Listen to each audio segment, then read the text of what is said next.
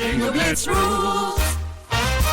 If your bingo has ads in it, That's not a bingo. if it doesn't have the coolest tournaments, mini games, and the most breathtaking design, Nope, not a bingo. if your bingo moment makes you feel so excited that you just want to burst in joy and scream out loud, bingo! Sorry, so you're playing... Bingo Blitz? Now that's a bingo. Go for a world of excitement with Bingo Blitz, the #1 free bingo game. Download Bingo Blitz and play for free. Now that's a bingo. If you're spending your precious time scouring the web for the best Black Friday and Cyber Monday deals, then you need to add Rakuten to your arsenal. Rakuten is like a shopping sidekick that gives you cash back at your favorite stores and finds you the best deals, saving you time and money. Right now, you can get up to 15% cash back at hundreds of stores. You can even stack cash back on top of sales and promo codes. That's savings on savings, which honestly feels like a holiday gift in and of itself. With Rakuten, you don't need to search for the best deals, you already know you're getting them. And now's the perfect time to join. Up to 15% cash back ends on December 2nd. Also, did I mention that it's super easy to use? All you need to do is go to Rakuten.com, click on a store or deal, and just shop like normal. Cashback will automatically be added to your account, and you can get it by PayPal or check. Join for free at Rakuten.com or get the Rakuten app. That's Rakuten. Rakuten.com.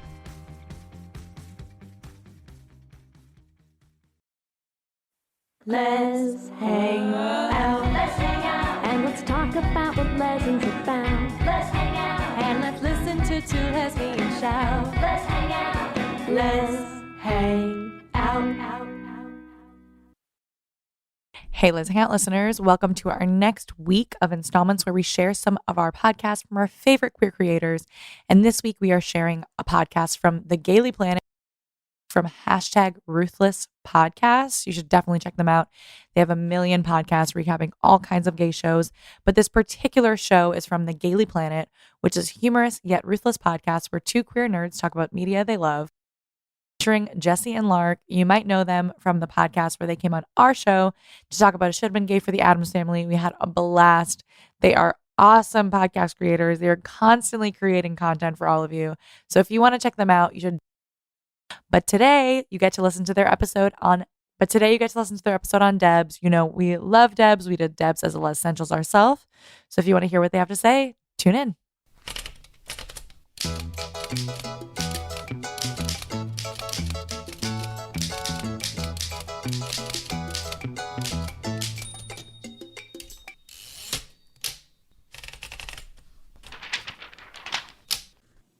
Hello and welcome to the Gayly Planet, a podcast where two queer nerds talk about media we love. I am Lark Malachi Gray. And I'm Jessie Blount. And welcome to week 3 of summer camp. Woo! Woo! I hope everyone's been having so much fun at camp. I hope everyone's putting on enough sunscreen and having a good time at the campfire. And before we get started, we have an announcement about our end of camp live show. Yeah, Woo! our big time evening programming for this season. Gosh, can you guys tell that Jesse and I don't know anything about what summer camp is like? I'm like really digging deep into the barrel of what I know from media. Yeah. But anyway, so I think we've said before that we're going to do a live recording of our episode about Rocky Horror, and the tickets for that are on sale starting right now, the moment that you're listening to this. It's going to be extremely fun, and you should definitely come. Tickets are $10. It's on Zoom, so everyone can come. And you absolutely will not regret the decision to do so. And just to clarify for folks, we are not doing your typical Rocky Horror live show where we all watch along. It's going to be a live show of the same kind of fun things that you're used to with the Gayly Planet, along with some special games. We'll have a costume contest. We will be dressed up, and we do some fun things that only folks at the live show will be able to experience. And I mean, $10 is really quite the steal, considering. Yeah. So yeah, buy some tickets from us. It's cool. Yeah, it's on July 29th at 8 p.m. Eastern, 5 p.m. Pacific, and tickets are, the link is in the show notes, and you should come. It's going to be great. And another great chance to hear our voice, but also see our faces while we're speaking, which I know for an audio medium such as a podcast is, kind of rare. It's very novel, I think. People often in our live shows are like, oh my God, your faces. You too can see the facial expressions that we make when we say things, as opposed to one of us having to describe the many hand gestures that we use, because that's just how gay people are. Uh-huh. A lot of hand talking. A lot of hand talking. All right. Yes. So that out of the way, Jesse, what movie are we talking about today? We are talking about 2004 D.E.B.S. We sure are. And now I'm going to tell you what D.E.B.S is about. So yes, D.E.B.S, as Jesse said, is a 2004 movie written and directed by Angela Robinson, who is a queer Black woman. I don't usually say who wrote or directed a movie, but that feels very relevant to how wonderful this movie is. So, the D.E.B.S, which stands for Discipline, Energy, Beauty, are an all-girl branch of the U.S. security forces recruited via a secret test hidden within the SAT, which measures one's ability to lie, cheat, fight, and kill. The movie follows Amy, the D.E.B with the highest recorded score and the darling of the D.E.B.S, as she meets and falls in love with notorious supervillain Lucy Diamond. Our supporting characters are Lucy's main henchman/hype man, Scud, Amy's BFF Max, and their two housemates, Janet, who falls for Scud, and Dominique. Oh, also Amy's shitty ex is there. In the end, Lucy gives up her life of crime and Amy gives up her life of being a goody two-shoes, and they drive off into the moonrise in a gorgeous classic car with a bench seat. Insert stick shifts and safety belts by Cake here. The end. And today's headline: International Intelligence Agency seriously strap blocks at lesbian enemies to lovers. Hell yeah. And sorry, before we get started, listeners, if you hear weird chirping in the background, I have new foster cats, and they are very loud and very talkative. So there'll be a photo in the show notes of the very adorable family, which will hopefully be much larger than when this episode drops than they are right now. Yeah, so now we're going to turn to the front page where we talk about everything that doesn't go anywhere else. I just want to say that the technology in this movie, like, everyone has an Apple Watch before there was an Apple Watch. There's like smart tablet picture frames, even though we see a very good video on a flip phone and I think is maybe a Sidekick. It's still A+ technology envisioning there. Yeah, totally. Yeah, I had the same thought when, oh my God, I keep wanting to call him Mitch because he plays the exact same dude on Grace and Frankie as he does in this. But his name is Bobby. When Bobby pops up on her watch, I was like, oh my God, this is 2004. That's incredible. Yeah. I mean, feel free to call him Mitch, because I'm just like, just indistinguishable, annoying, cishet white dude. I'm like, yeah, Brad, essentially. I know. Also, I think it's really funny that this is our second movie with an actor from Grace and Frankie in it. Like, what are the chances?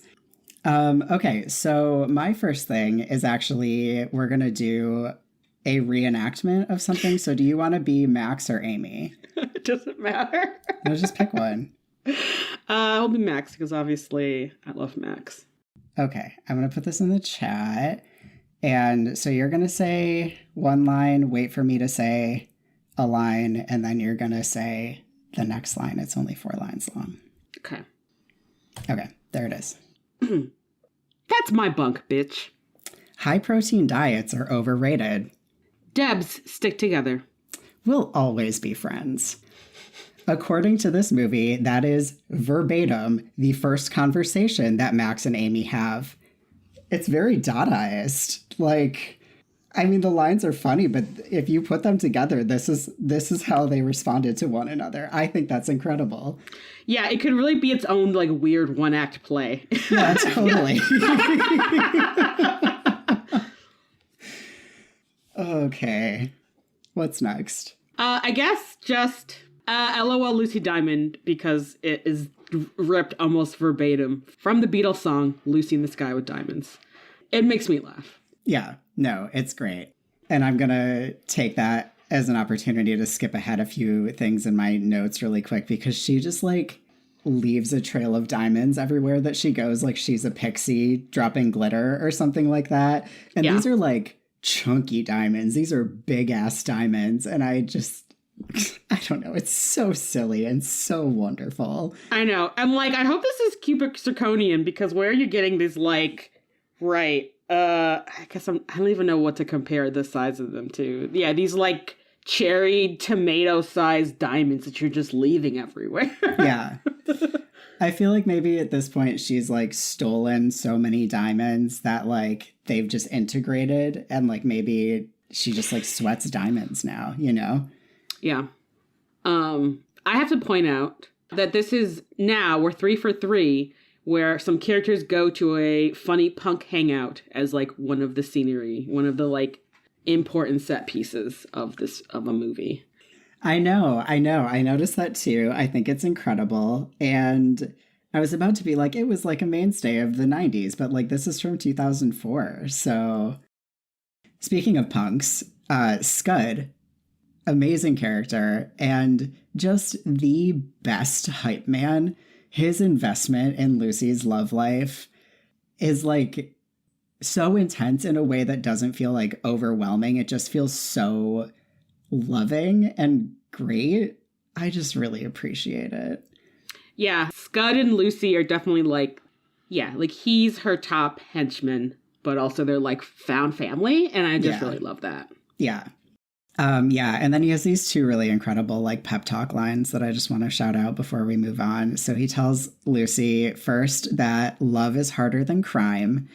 And then he says, war is easy, love is hard. And I love that. I mean, I feel like that's truly A, such good advice. And B, I think part of what makes an enemies to lovers work so well. Because, right, like, people commit crimes all the time. Like, a little bit of planning, you could create a really good crime to, like, baffle the police and the FBI, you know? But, love can be a much more mysterious thing. And not mysterious, I guess I mean, like, elusive, maybe. Love is a many splendid thing. Yes. Obviously, there's a lot of moments in the movie where it's just like, wow, this is so gay. But the fact that Lucy kidnaps Amy for a week-long date and, like, Amy just doesn't tell her friends is, like, the gayest thing. I know. I was like, the quintessential lesbian first date. It lasts 1 week. We're going to do all these things, and you're not going to speak to anyone in the rest of your life. Yeah, and by day 7, we're saying, I love you. Yeah, exactly. Yeah. Oh, it's so good. Yeah. Turns out gay movies written by gay people are better.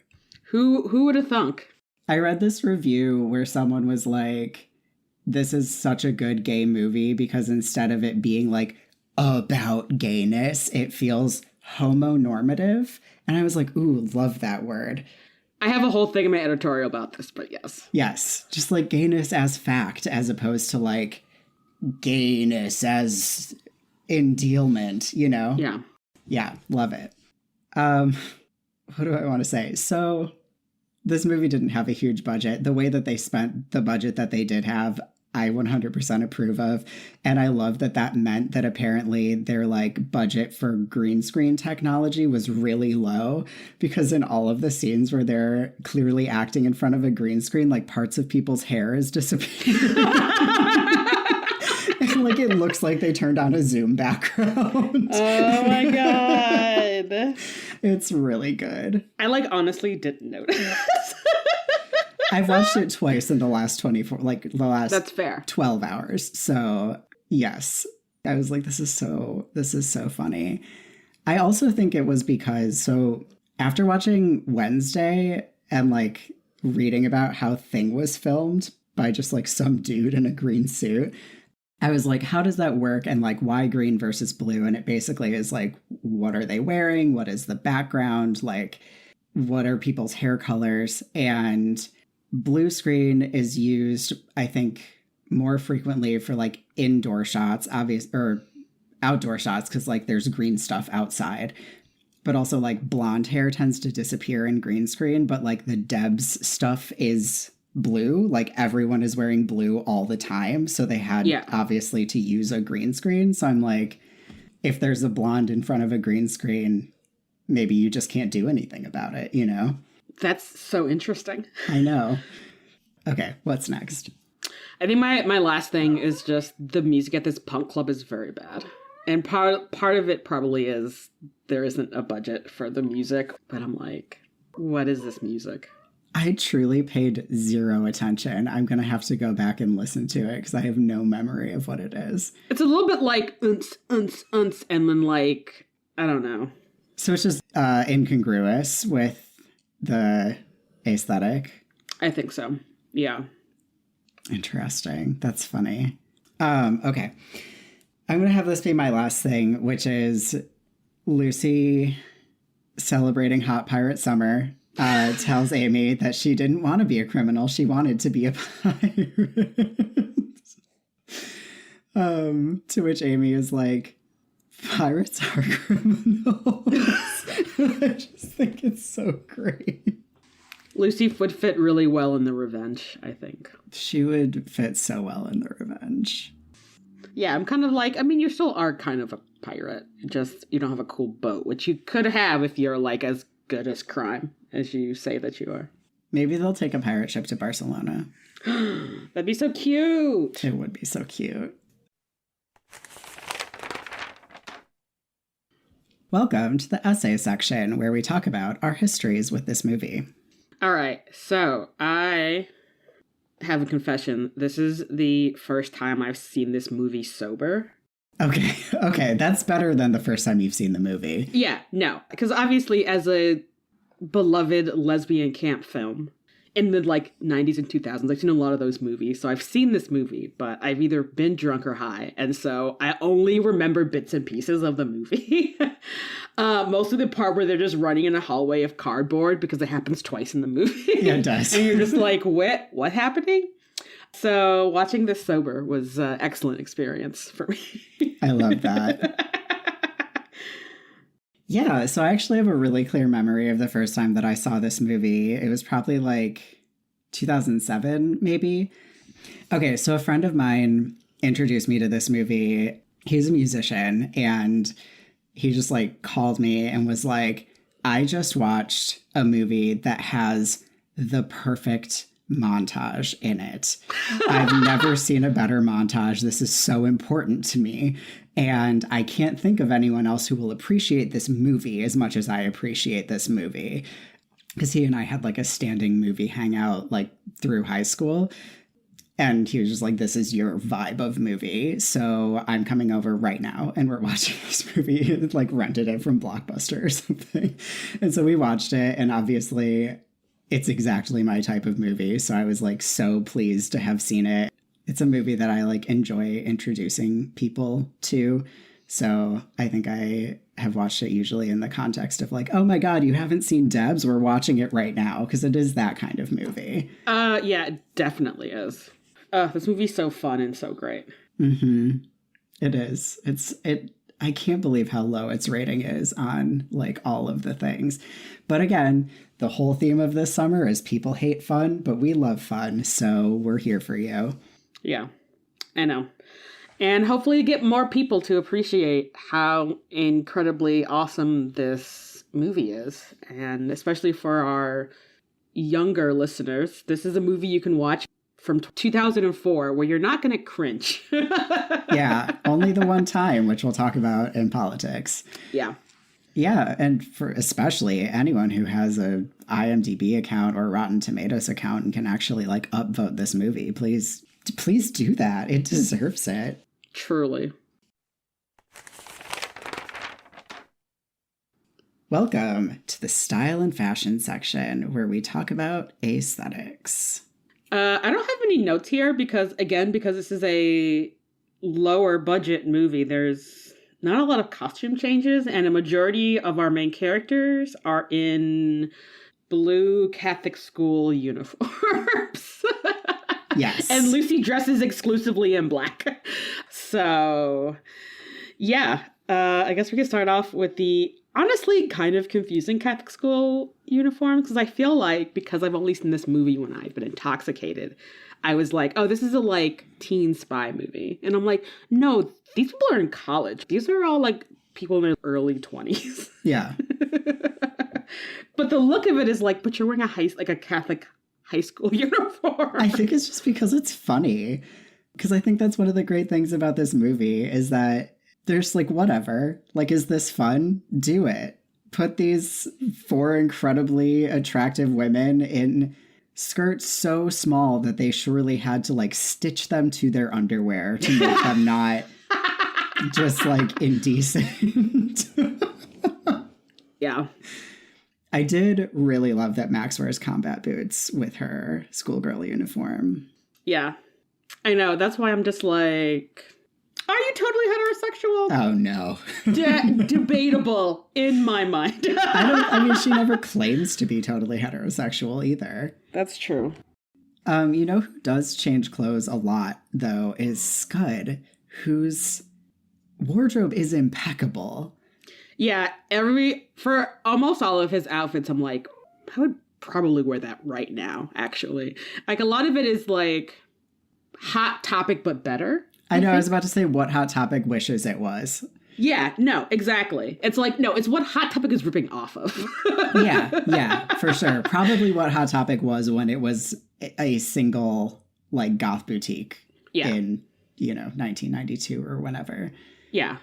I feel like this outfit just reminded me so much of just, like, the early 2000s, where it's, like, he's wearing a pink t-shirt that has, like, a gun on it, but also, like, a little button on, like, the right breast or whatever of his t-shirt, and it's maybe like over like another darker t-shirt. You can just see like the hem of a black t-shirt underneath his pink t-shirt, and I'm like, wow, so many people in 2004 dress like this. I know. It's so good. And I'm gonna say something like revolutionary. That purple sweater with the lime green stitching that he wears, I would wear.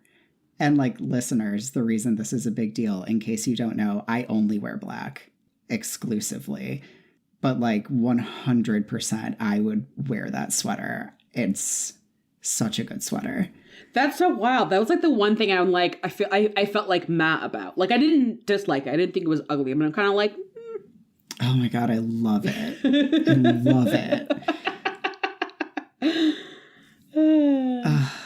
Yes. I only have one more fashion and style point, which is at the very end of this movie when Amy and Lucy meet again, and they like both pull their guns because Lucy's a little bit more hard femme, I guess. She's wearing jeans, so she pulls it from the back of her jeans, or Lucy pulls it from the back of her jeans, and then Amy pulls it from like she has like a lacy thigh harness that she pulls her gun out of, and I'm like, I love a thigh gun harness of any kind. Leather, lace. I'm just like, yes. Yes. So, definitely the best thing that Amy has worn in this movie. Because everything else is very much like, this is clearly from Express or The Gap Yes. or something. Yeah, totally. Yeah, so the junk pit is somewhere that I would have like lived as a young person. Like the vibes, especially outside, like any space that's like fun to be at, but has like outside that you can equally as like, I'm here and engaging, but I'm like outdoors, 10 out of 10 from me. And it's just like covered in graffiti, and it seems like it's maybe over a river. It's so good. Yeah, I know. I'm just like, I want to be here with better music. Yeah. I love that it's somehow set up so that there's like, once you're in the booths, it's like quiet. And I know it's a movie, whatever, but I wish that was a thing where it's like dance party 5 feet away, but like you walk through like a wall of silence and you can have a conversation.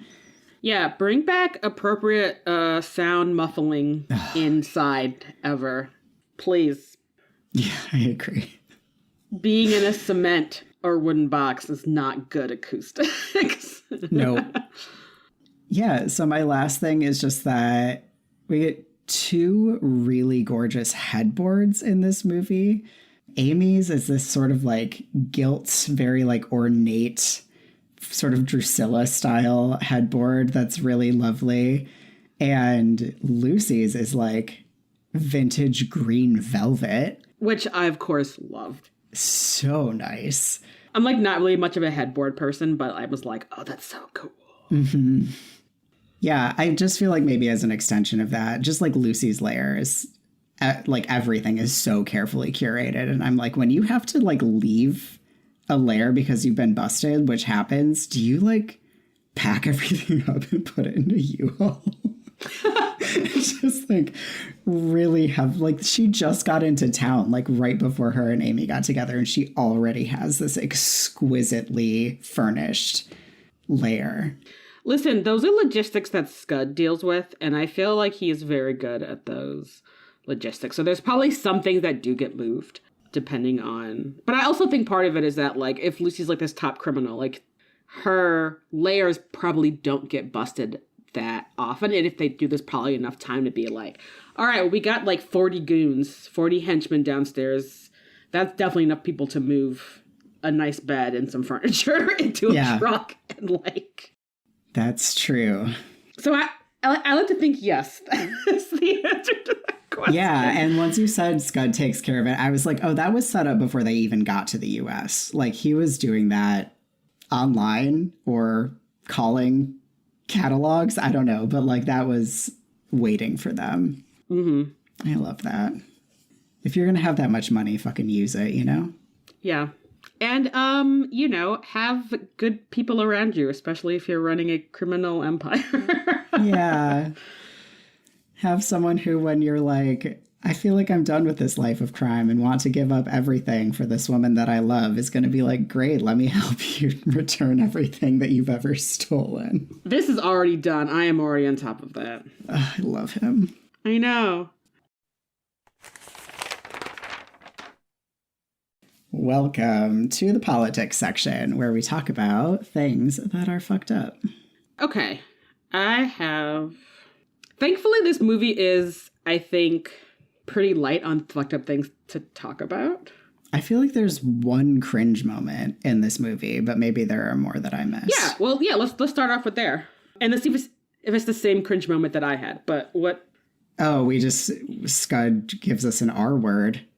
Just fucking out of nowhere, which like we just used in 2004, but like it's like so not used now that like just hearing it used casually, like I was like, oh, okay. All right. I think maybe missed that because my one cringe part is when Amy's like, well, Dominique is like a sex addict and Max is psychotic. And I'm like, those are your friends. Also, that is a deeply inaccurate statement about both of where they're at in their lives. That's fucked up. So I didn't think it was judgmental, I think is why I didn't think it was cringy. I think she was just like, these are facts about the people that I love. And like, I don't feel like I fit into this sort of like vibe that everyone else has going on. So like, why have we all been selected? What is it that we all have in common, I guess? But I didn't hear it as like, I consider these to be bad qualities about my friends. Just like I consider these to be true qualities about my friends. I don't have to be correct. Like you don't have to agree with me. Yeah. I mean, I just felt that it came off as like judgmental. And I don't know. I guess I'm just kind of like, I don't think Dominique like fucking a different dude every day. Like it doesn't seem to interfere with her work. So I'm like, that doesn't really seem like an addiction, more of a like, she's out banging as many dudes as she wants. Good for her. Good for her. Seriously, good for her. I think the only problem with that is that the least attractive dude that we see her with is the one that she takes to this party. I know, right? I was also confused by the like attractiveness of the dudes that both Max and Dominique took to the party. And maybe Jana, I don't remember. All those dudes look, I'm just like, very milquetoast. Yeah, totally. Anyway, back to the serious stuff. All right, so I have to say that one of the things that I really appreciate about this movie is it like sort of, we're like, I don't know, 15 minutes in and it like sort of directly addresses the sort of hetero default of academia where Amy's like, I wrote my thesis about you. Amy's all like, oh, I wrote my term paper about you. Like this whole like, I think she does say thesis, whatever. And it's just like, oh, but that's why I didn't think that you were gay. And I'm just like, so all these intelligence agencies have all of this intel on Lucy. But if a majority, if not all of them, are heterosexual people, then they wouldn't know how to interpret the intel on her. That'd be like, no, Lucy's a big homo. Yeah. And so they're just like, oh yeah, she must be straight, even though she was in a close friendship with this girl for 3 years who was in Australia. And after they, weren't hanging out anymore, Lucy magically wanted to destroy Australia. That seems like, that's so weird. How do we interpret that? It's so, the fact that when we see like her globe earlier in the movie, there's just a big X through Australia. It's incredible. Yeah, if that isn't some like salting the earth because you're just like, I don't want to speak. I don't want to speak my ex's name. I just want to forget the whole country that she is from is God. And it's just like, wow, they were really close friends is probably what Amy's debrief material that she was basing her paper was on.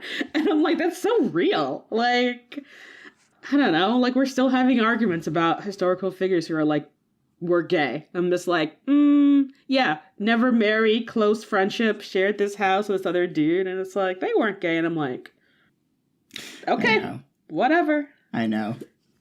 Yeah, my only other politics point is actually a good politics point. Because obviously this movie, kind of like Birds of Prey, is for the girls, gays, and theys. Yeah. There's no male gaze, Gaze, anywhere in this movie. And I feel like the scene that really exemplifies that is when Lucy has staged this bank heist to like entice Amy to her. We get this scene of all 4 of our D.E.B.S running up a staircase, and it's like shot from below. And again, their skirts are so short, and it's just their butts. Like, it's just like girls with tiny skirts running up some stairs. It looks exactly how you think it would look, and nothing about it feels gross. Yeah. At all. And I think that's just so lovely to see. Yeah. I think in a movie directed by a cishet dude that would be in like slow motion. And they would be like glistening somehow for no reason. Yeah, totally. That feels very accurate. All right. I have a couple more political thoughts. Number 1 is that, once again, I appreciate when the real villain is the U.S. government and entitled, terrible cishet dudes. Yeah. Because like as the movie progressed, you're like, actually the D.E.B.S organization was at the top. Like, that lady at the top, I'm like, she's terrible. Maybe the D.E.B.S organization is terrible. I think you're maybe getting a really whitewashed history where it's like, you guys are doing this important work for the U.S. government. Where I'm just like, oh. Yeah. Right. There's no ethical way to be a cop in any form of being a cop. So. Yeah. And like spies fall under being a cop. I mean, Amy says that she's a cop when like the first time she and Lucy have each other at gunpoint. So. Yeah. Yeah. And then my last point is that another reason why we know that, oh my God, what was her name? I actually wrote it down. The like head lady. Is it Petrie? Petra? I think it's Petrie. Petrie, really a villain in this movie, in my opinion. for just like her just being just very focused on the appearance of the D.E.B.S and not even necessarily what's going on. But the fact that she demotes Max, who is like the head D.E.B of their little group, for Amy, who like is qualified on paper, but perhaps not necessarily in the same way that like Max exhibits like actually pretty good leadership for like what she is doing. And I'm like, of course Max is pissed. Like she's like maybe the only black girl in the D.E.B.S that we see in like the American D.E.B.S. And I'm like, that bitch was hard as fuck to be here and to be the leader of her like own little 4-woman team. And then this bitch comes by and is like, actually Amy's in charge. I'm like, you have a right to be angry. That was some bullshit. Yeah, totally. And I hope that she gets back to coming later now that Amy has... I mean, I guess they've graduated or something?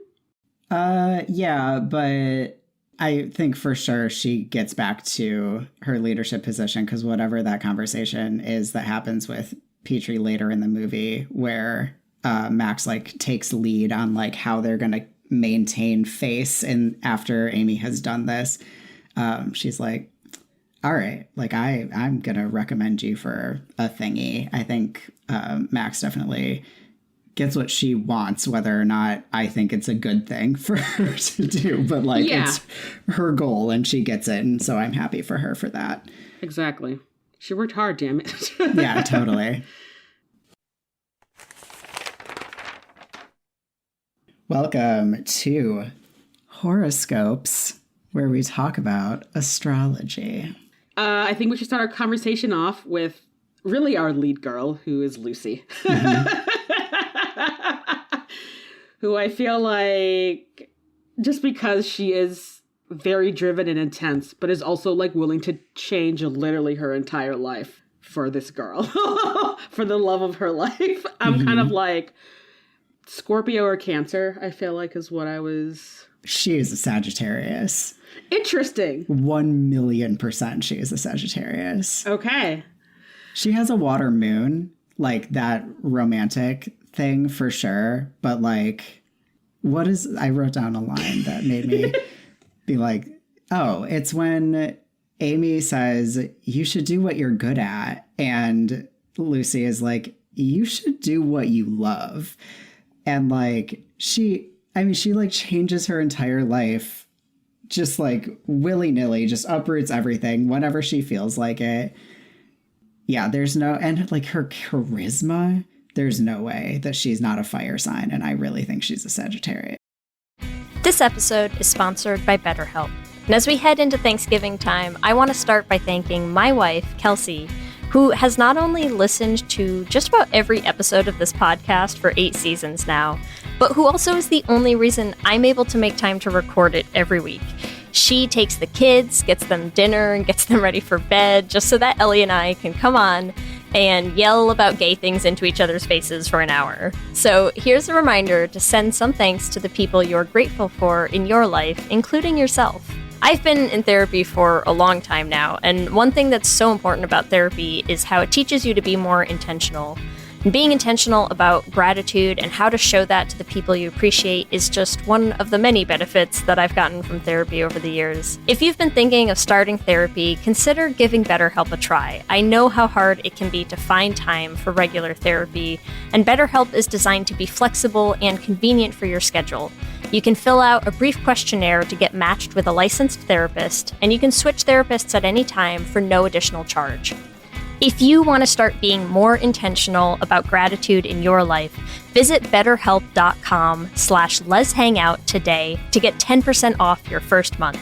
That's BetterHelp, HELP.com/Lez Hang Out. Let's hang out. You chose to hit play on this podcast today. Smart choice. Progressive loves to help people make smart choices. That's why they offer a tool called Auto Quote Explorer that allows you to compare your Progressive car insurance quote with rates from other companies. So you save time on the research and can enjoy savings when you choose the best rate for you. Give it a try after this episode at progressive.com. Progressive Casualty Insurance Company and Affiliates. Not available in all states or situations. Prices vary based on how you buy. With Lululemon, the real gift happens when they're living in it. When you give them the coziest scuba matching set, the real gift is this. And this. And this. This holiday, Lululemon makes it easy to give a gift that goes beyond.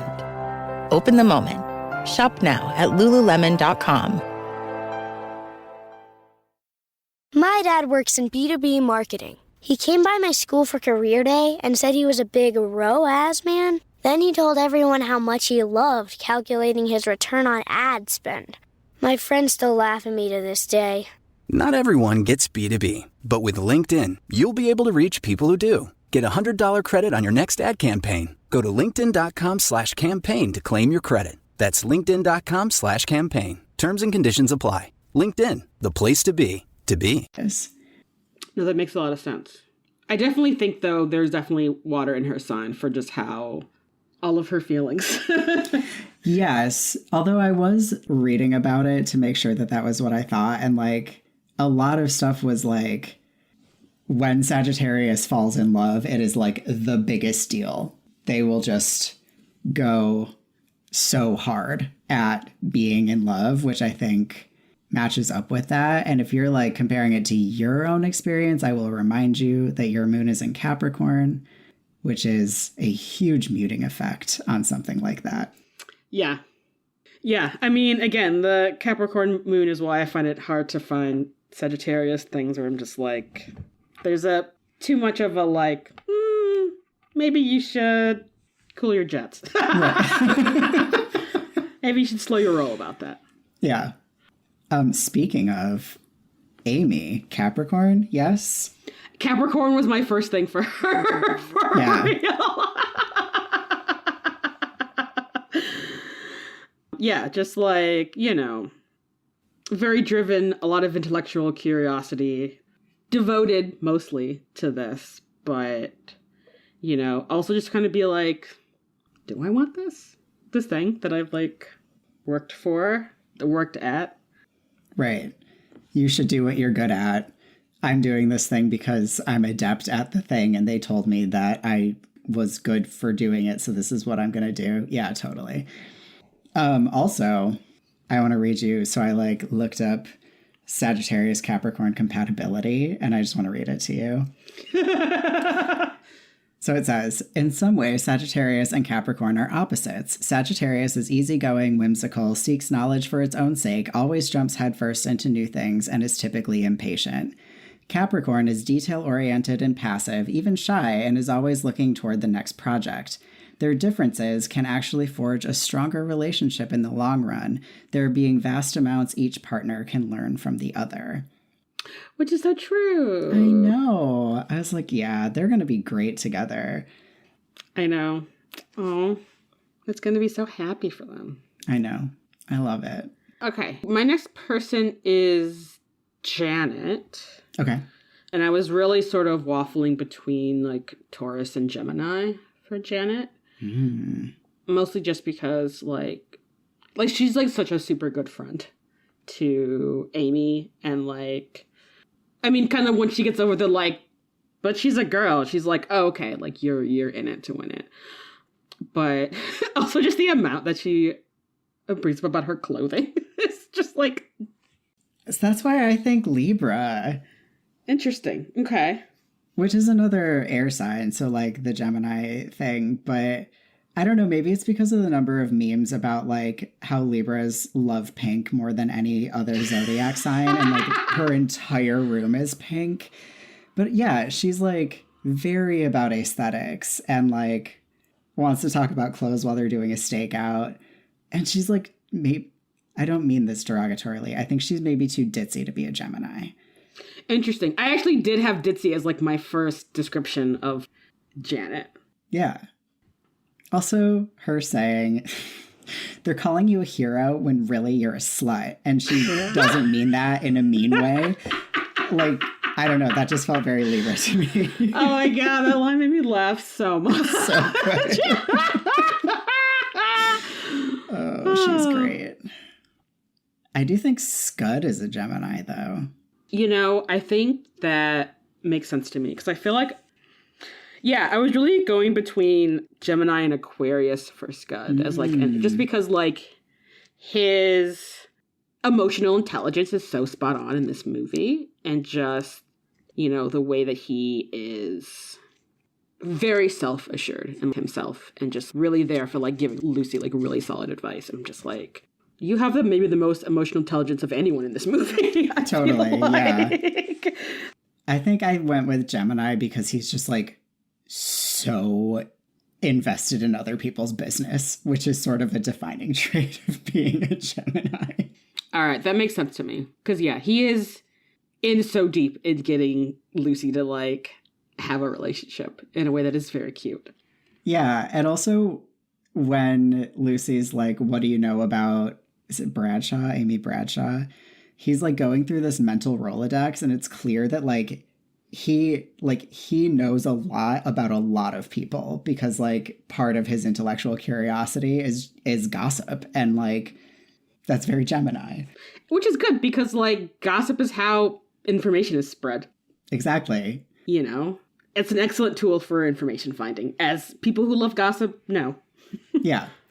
And I think that that's going to make him and Janet really compatible, too, like, as both air signs, and, like, she clearly also really loves gossiping. So, like, I think they're going to be great together. I know. Yeah, I'm, like, happy for them as the other couple of this movie. Where I'm like, you guys are so cute. They're so cute. They're, like, DMing.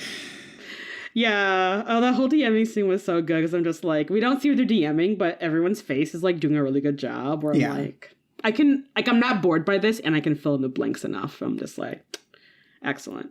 Yeah. Max, I was really going between Aries Virgo for Max, part of because of how intense Max is and like how driven and focused, and like she knows her shit. Yeah, I also have Aries. And that's also probably why she's angry at Amy for this promotion, where it's like, do you not see this obvious? And like the reason Amy goes in because it's like, but Lucy has done this for me. But like Max is like, this is an obvious fucking trap. Yeah. What do you have for Dominique? I feel like we don't get a lot about Dominique. I sort of had like jokingly put Sagittarius because she just like lives on cigarettes and coffee and is just like kind of like she takes her job seriously kind of, but like not really anything else, it seems like. And even that is like quotation marks serious. So I think cigarettes and coffee is actually a stereotypical Scorpio trait, not Sagittarius. Also, she literally says to Amy's face, I never liked you, but I'm sad to see you go. Like, I don't know. I'm pretty sure she's a Scorpio. Yeah. Whatever the sign is too cool for school is what is Dominique's sign. Yeah. She's a Scorpio. Dominique might be one note, but I love her so much. I love her too, and I love her terrible French accent. Again, nothing is funnier than a terrible French accent.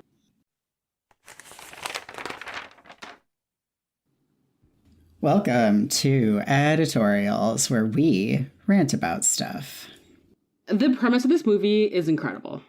It's like sort of watching a like live action spy cartoon, but with gay people. And it's just like, this is exactly the sort of gay movie that I wish we got more of, where it's like, right, the whole focus isn't like Amy realizing that she is, you know, has an attraction to Lucy. It's about like, no, they're spies and Amy's part of the baby CIA and Lucy's a like international criminal. They have to figure out their love through all these other things happening. So I'm just like, this is all I want, and they get a happy ending, and I'm just more things like this. Gay spies falling in love, gay pirates falling in love. This is just chef's kiss. Just the kind of movie that I wish we had like 100 of. Yeah, I feel like I wish this was the vibe that First Kill had. I feel like that show would have had so much more success if it had been playful. Yeah. Because that's what we deserve, is playful. Really. Yeah. Yeah. Yeah, there are so many just like goofy, silly, playful, genre-adjacent rom-coms for straight people. I'm like, I want like 20 movies like D.E.B.S. Yeah, totally. Me too. And Charlie's Angels only vaguely counts. Yeah, no, I don't think it counts. We deserve explicit queerness. Yeah, exactly. And, you know, I'm like, I don't know why people don't like this. This is like why this should be like one of the standards of gay movies. Yeah. Yes, that like other details don't make any sense. So do like half of the sci-fi movies people love. Like this makes about as much sense as the Fast and the Furious, which has forgotten about physics, and those movies make $1 billion. Yeah. So I'm just like, because yeah, I mean, does this make any logical sense for them to be spies running around the same plaid outfits? No, that doesn't matter though. Yeah. Yeah, and I feel like that's sort of, you have two options with genre movies. You have blatantly, we're not supposed to believe this, or you have, I'm trying to make something that seems realistic. And like, I mean, we, right off the bat, when Lucy is on the blind date with, I forgot her name, something that starts with an N. Stereotypical Russian assassin lady. Yeah. Every section of like US intelligence is there to spy on it, and they're like sitting on swings hanging from the ceiling that are somehow like remote controlled and can like slide around. And so it's just like right away, it's like nothing is realistic. We're not aiming for realistic. Like, this is a goofy movie. This is a silly movie. Yeah. Exactly. Yeah. Why is the ceilings in that restaurant like 300 feet tall? Like, why does no one look up ever? I know. Dominique's fucking smoking. Like, ashes are probably just like cascading down on people. And like, it doesn't matter because the joke is so good when like whoever says it's like, maybe it's Chad or whatever that dude's name is, like Bobby, where he's like, oh yeah, like the CIA is here and there's like a bunch of other people, and the camera just shows like a bunch of other like dudes in like tactical uniforms also on swings. Yeah. And it's just like, how many corners does this roof have? It's so good. But it doesn't matter because the joke is so funny. That's like, who gives a fuck? Yeah. Yeah, exactly. Oh, it's so good. Yeah. And as, you know, we have discussed, internet discourse has discussed, like so many gay movies have a tragic ending. Like this is an excellent ending for a movie where our heroes drive off into a sunset in a really cool car and are, you know, probably gonna live happily ever after and adopt like 8 rescue animals. Like, it's just... Yeah.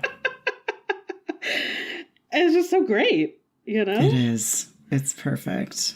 It sort of ties into one of my points here because I'm not going to make assumptions about the sexuality of these two actors, but I do know that both of them have been married to men. And like, it's incredible the amount of chemistry that they have. It's so different than most other gay movies where the gay characters are played by straight people. And I just really appreciate it. I also had to look up and be like, are either of you queer in real life? But yeah, the Wikipedia says that they're both married to dudes, which obviously doesn't mean anything. But yeah, like their chemistry is like, it's really good. And that's another reason why this movie is excellent. Because like you could have a movie where it's like, in a lot of ways, not a good movie, but like if the chemistry between the two main characters, especially for like what is essentially a rom-com with spies, is really good, then that carries the movie. And it does, really. Yeah. Like their palpable chemistry from like the minute that they meet is just like, oh shit, yeah, y'all about to make out. Yeah, totally. And when they do all of the scenes where they're like kissing and like, you know, sexy wrestling, like all of that, there isn't that like awkwardness that I feel like is often present when it's people trying to pretend that that's something that they're into, which is what acting is. But like usually there's just like, oh, okay, you know, and that's just, it's just not present. They're like really kissing, and I'm like really believing that they really want to be kissing, and it's really great. I know. It is. Yeah. Whoever did the casting for this movie, A+. Because, yeah. I was really just like, wait, are either of you married to a lady? Because this movie, you know. Yeah. Okay. I want to talk a little bit about Amy's thesis.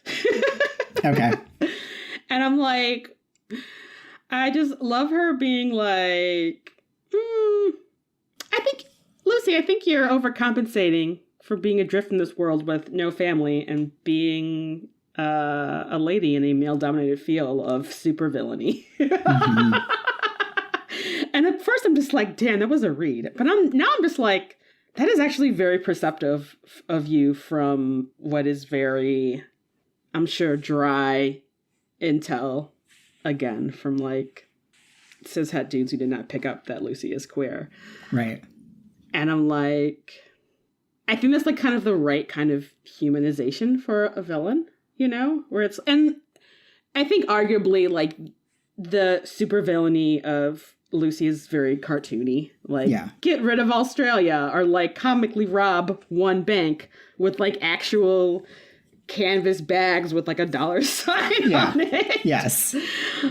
Which I'm like, stealing from banks. I mean, that shit's insured. Like, who gives a fuck? Steal from a bank. I know. When she returned the money to the bank, I was like, come on. Like, what are they going to do with that? They already got that money back. Like, now they're just going to put that in the fucking stock market and invest in companies that are doing, like, mountaintop removal. Like, don't do that. Yeah. If she wanted to become a real hero, she should have had Scud just, like, deposit it into, like, random people's bank accounts. Like, split it up. Yeah, she donated some of her money. One of them was there's like a little screen where it's like sees like money being deposited in various accounts. One of them is to the Girl Scouts of America, which I'm like, okay. Yeah, that's cute. You're a queer villain. Of course you're donating money to the Girl Scouts of America. Maybe you were a Girl Scout. Who knows? So I like that just like technically, but I'm also just like, oh, Amy, way to already create a like sense of intimacy with Lucy by being like, I already know some of your childhood traumas. Yes. I'm like, nothing is more gay than this. I hope that Amy realizes that at some point. Yeah, no, she definitely does. Oh, jeez. This movie is great. Okay, so I would like to give just some appreciation to these two really beautiful sort of like setup reveal situations that the movie gives us. So in the beginning, we get, you know, they're describing the meetup between Lucy and the assassin, and it is very much set up to be like, you know, they're going to do crime together. And it just very subtly and casually turns into, they're actually going on a blind date. Yeah. Exquisite. It's so well done. Maybe topped by the beginning of the montage. Like, Lucy is like singing the song that the montage is to into a pool cue, and it's like split up into different shots. So we get that, and then we cut back to it. She like maybe 3 times, and then on the 3rd time, like Scud like pops up from behind her. And we're like, oh, they're like doing this together. And then like the 4th or 5th time, it pans out, and like all of her minions are doing this like dance routine to this song with her, and it's so good. It's like so silly, but just like, yes, this is the perfect use of this song and this scene, and also just like having this gag where you're like, oh, Lucy's just by herself. No, all of her henchmen are there, and I'm like, oh, they're all really into it. They're just like such good friends. I love it. Yeah, I feel like Lucy's probably a good boss. Oh, totally. Which is also why I feel like her supervillainy is in quotation marks. Right.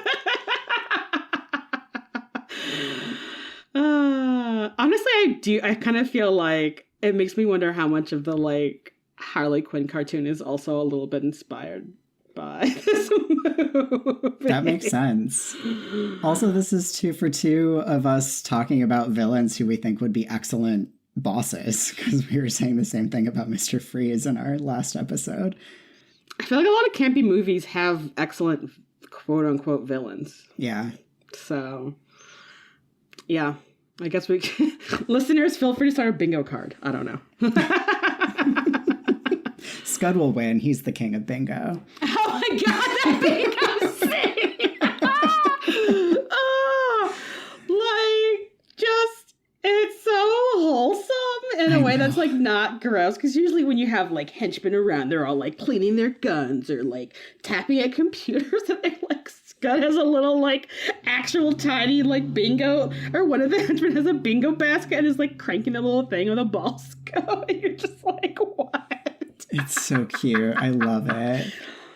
Oh my god, my face hurts. I love episodes where my cheeks get sore from smiling.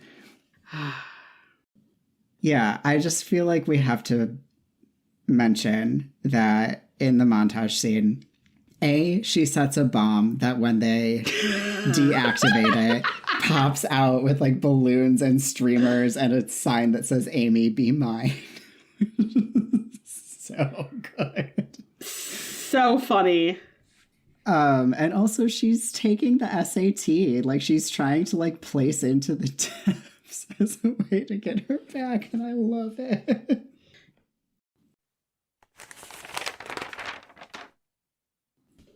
Welcome to the personal section where we talk about sexy stuff. We get a lot, and then also actual sex, which is for a lighthearted gay comedy. I feel like one would expect there not to be a sex scene, but there is, and it's great. And I'm like, so happy for them. I know. But yeah, I mean, on their 7-day date, they're just hanging out in Lucy's room on her bed, and it gets sexy. Actually, I feel like where Amy's trying to like undo Lucy's bra and it like doesn't work. It's just like, that's so real. Yeah. Like you're not used to taking off a bra on someone else. You're just like, what am I doing? Yeah, definitely. And then it's just, I don't know. I feel like it's sexier because they're just like laughing and like wrestling, and I'm like, I mean, yeah. It just feels like it just feels real, and it makes it so much sexier. I know. It's lovely. Mm-hmm. It's so lovely. This movie is great. Mm-hmm. Also, the fact that like 3 or 4 days into this 7-day date, Amy goes out and purchases diamond-studded handcuffs for Lucy.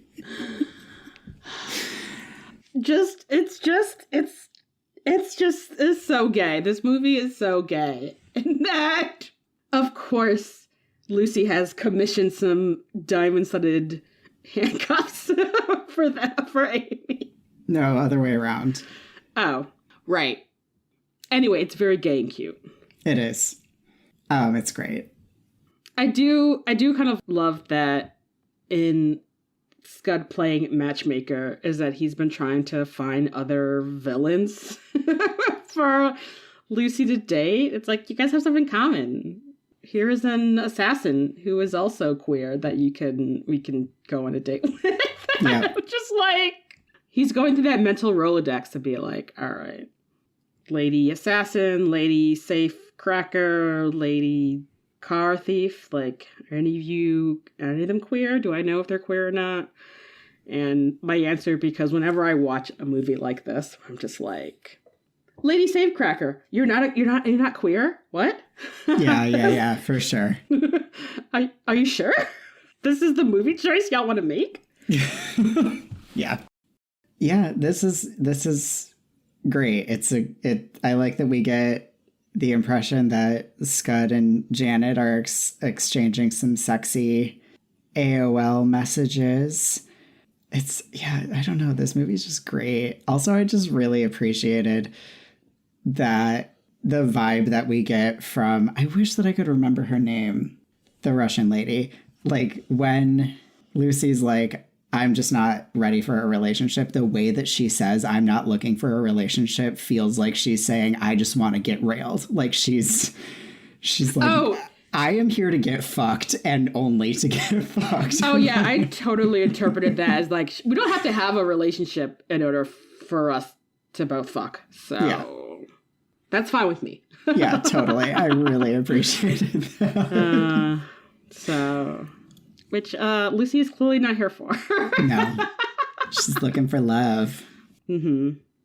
Oh my God. I would actually watch a whole movie of a lady supervillain trying to like date with other like lady criminals. And it's just like, damn, my ex is a pickpocket and like her ex is the safecracker and then like her ex is the hacker. We all just know each other because there's not that many ladies in the like supervillain criminal underworld. And it's very hard to find other ladies to date. Yeah, that would be great. My last thing here is that Max is the whole dreamboat. Oh, God. She's just in like a tank top with like a loosely tied tie and like, yeah, maybe the like second to shortest skirt length and her combat boots. And I'm just like, you're great. You're so great. Yeah, she is so great.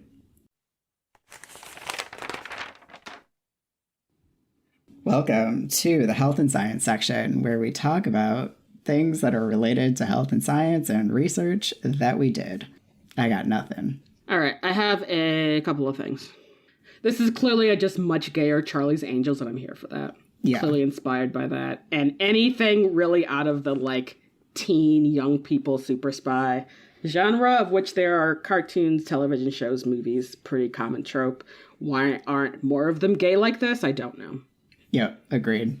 Lucy's cool-ass car is a 1959 Cadillac DeVille, which I feel like has to be a pun because it's like Cadillac Devil if you don't know that DeVille is anyway.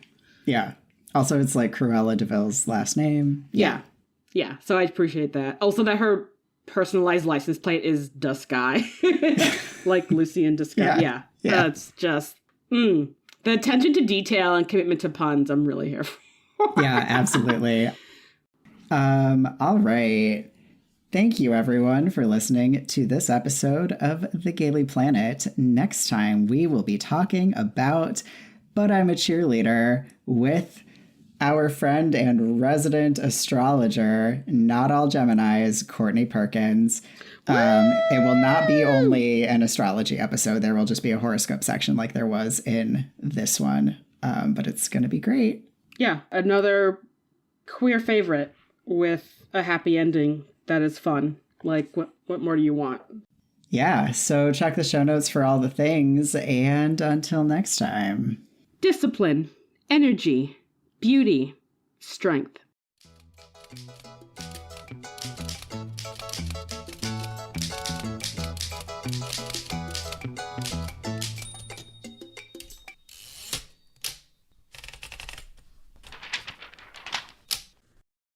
Ladies and gentlemen. What are you doing? What do you mean? Just keep it simple. I'm making the promo. Just keep it simple. Just say, hey, we're the Brav Bros. Two guys that talk about Bravo. Ladies and gentlemen, boys and girls, we're the Brav Bros. No. Oh. Dude, stop with the voice. Just keep it simple. I've seen promos on TV, dude. This is how you get the fans engaged. This is how you get listeners. We're trying to get listeners here. If we just say, oh, we're two dudes that talk about Bravo, people are going to get tired of it already. We need some oomph. All right, then fine. Let's try to do it with your voice. Brav Bros. Good job.